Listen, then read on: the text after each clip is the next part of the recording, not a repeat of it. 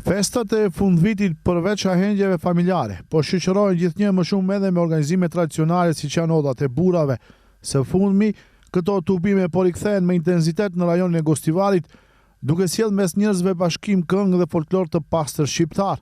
Një organizim i tillë u mbajt në Mavrov, në vilën e Arafat Alilit, bashkëdhetar nga fshati Çajl, i cili jeton dhe vepron në Austri. Alili kishte tubuar mërgjimtar dhe bashkëshatar të tij, të cilët i pritin në një ambient tradicional, me mikpritje karakteristike shqiptare, përfshirë dhe mish qenjë të pjekur në furrë. Atmosfera festive u pasurua nga grupi muzikor Rapsodia e Sharit, i cili u përkujdes për argëtimin e mysafirëve me këngë dhe muzikë burimore shqipe.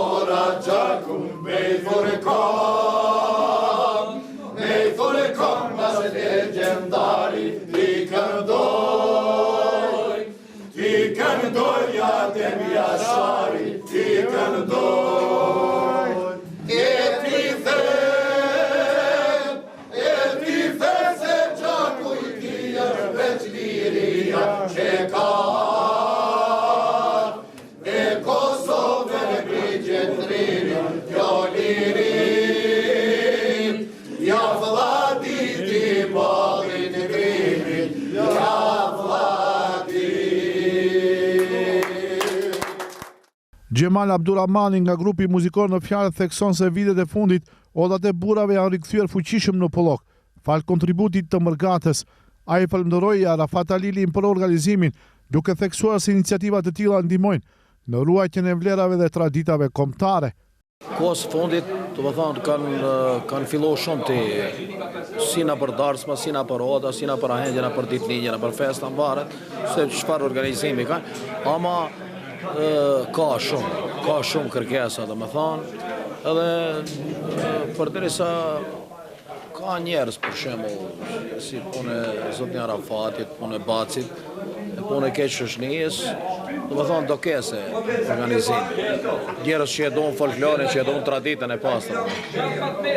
Sipas Abdulrahmanit, këto organizime po mbahen kryesisht nga mërgata shqiptare, e cila po luajnë një rol të rëndësishëm në gjallërimin e jetës shoqërore dhe kulturore në vendlindje. Po mërgjimtarët e mbahen këtë vend, të folim tash drejt, edhe këtu njerëzit që janë normal, po, ama si zakonisht kur vinë mërgjimtarët, kur bahen këtë bashkë, edhe ka darsma, ka hengje, ka organizime. Ama në përgjithësi e dun, edhe njerëzit këtu që jenë punojnë. Sinan Elezi, banori i fshatit Çajl, sqaroi se ky është viti i tretë radhazi që Alili gjatë kthimit të tij në vendlindje në periudhën timrore kujdeset për organizimin e kësaj ode.